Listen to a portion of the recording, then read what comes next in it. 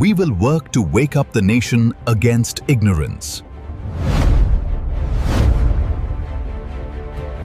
Hello दोस्तों, आप सभी का स्वागत है इस नए वीडियो में। हम आज बात करने वाले हैं क्या ममता बनर्जी जो कि आउटगोइंग चीफ मिनिस्टर हैं वेस्ट बंगाल की, उनका एक बयान आया है, उसके संदर्भ में हम चर्चा करेंगे। तो उन्होंने बोला है कि मैं इस्तीफा नहीं दूंगी। तो क्या वो सचमुच इस्तीफा नहीं देके चीफ मिनिस्टर बनी रह सकती हैं? क्या उनका इस्तीफा नहीं देने से कोई संवैधानिक संकट खड़ा होगा और क्या वो ऐसा कर सकती हैं? तो इन सवालों का जवाब मैं दूंगा आपको। सबसे पहले जानते हैं कि क्या ममता बनर्जी इस्तीफा नहीं दे सकती हैं, तो उसके बाद क्या होगा। आपको संवैधानिक प्रक्रिया अब मैं थोड़ा समझाता हूँ। जब कोई नई सरकार चुन के आती है, यानी कि पुरानी सरकार का कार्यकाल एक निश्चित समय का होता है। जब वो निश्चित समय कार्यकाल का खत्म हो जाता है तो पुरानी सरकार अपने आप विघटित हो जाती है, यानी उसका डेसिग्नेशन हो जाता है।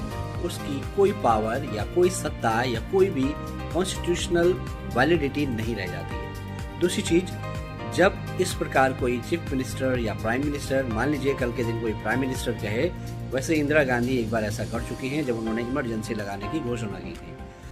कोई प्राइम मिनिस्टर मान लीजिए कह दे कि हम इस्तीफा नहीं देंगे, या कोई चीफ मिनिस्टर कह दे हम इस्तीफा नहीं देंगे, तो इसका मतलब ये नहीं होता कि उनको आगे शासन चलाने का मैंडेट मिल जाता है।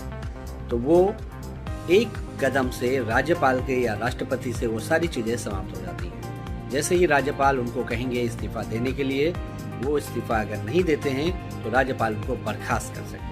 तो जैसे वो बर्खास्त होंगे, नई सरकार के बनने का या उनकी शपथ ग्रहण होने का पूरा मार्ग प्रशस्त हो जाएगा। अब हम बात करते हैं कि क्या है लीगैलिटी इस संदर्भ में कि अगर कोई मुख्यमंत्री इस्तीफा ना दे, तो मुख्यमंत्री इस्तीफा दे या ना दे, इस पे कोई लीगल प्रावधान नहीं है। लेकिन लीगैलिटी इस बात की है अंडर द कॉन्स्टिट्यूशन, जहाँ पे स्टेट गवर्नमेंट का जिक्र आता है संविधान में, तो एक निश्चित समय के लिए, टर्म के लिए संवैधानिक व्यवस्थाओं के अनुसार कोई भी जो शासक है या चीफ मिनिस्टर है सरकार चला सकता है।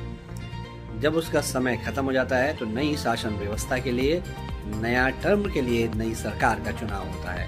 और वो सरकार क्योंकि जनता के द्वारा मैंडेटेड होती है, तो वो सत्ता का शपथ ग्रहण जब तक नहीं लेती है, तब तक पुरानी सरकार को एक परिपाटी के तौर पे उसका जो मुख्यमंत्री होता है उसको कार्यवाहक चीफ मिनिस्टर बनाया जाता है या कार्य करने के लिए कहा जाता है, जिससे कि कोई संवैधानिक संकट ना हो।